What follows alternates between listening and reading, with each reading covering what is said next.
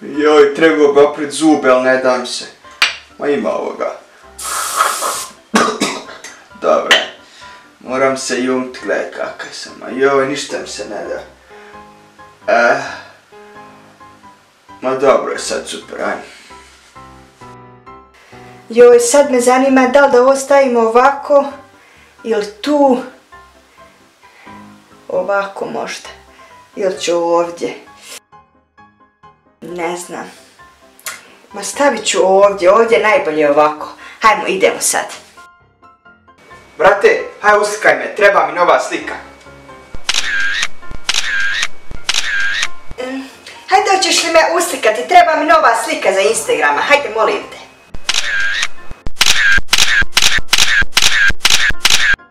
Ma ošišaj me tu sa strane, gore skrati, ma ko svaki put, znaš kako to već ide. Wow, super je, za 10 eura je odlično, svaka čast. Pošto pustam stvarno dugo vremena kosu, nemoj mi ništa puno, samo mi skrati malo vrhove. Ovako, ne moraš ništa puno. Joj, malo si previše ove vrhove skratila, ali nema veze. Bitno je da se primijeti da sam se šišila. Skroz sam sad drugačija. Ovo je za 50 eura odlično, svaka ti čast. Bože dragi, sad sam mjerila temperaturu, imam 39,5. Ali dobro, ajde proći to mene. Idem se napraviti čaj i moram ići praviti jesti. Aj, bit će bolje polako.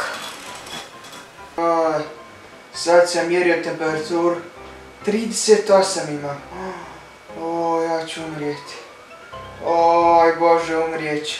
Čekaj da nazovem onoga svog kolegu da mu kažem. Ej drug, sad da ti kažem, ja ću umrijeti, imam temperaturu 38. Umirem, oj Bože, umrijet ću, sam da znaš. Hajde zabij taj gol, hajde čovječe, hajde! Koliko je sati, moram ja ići u grad. A dobro, imam još 20 minuta. Hajde! Šta će obući? Ova majica smrdi, ovo ne mogu.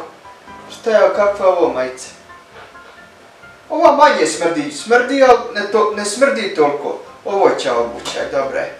Hajde, zabij ko hačač da dobijem na kladionicu da mogu ići pit u grad, hajde! Joj, ovome ne mogu ići, tako sam ružna. Šta da obučem, Bože dragi, joj. Ništa nemam za obući, Bože dragi, šta da radim? Joj.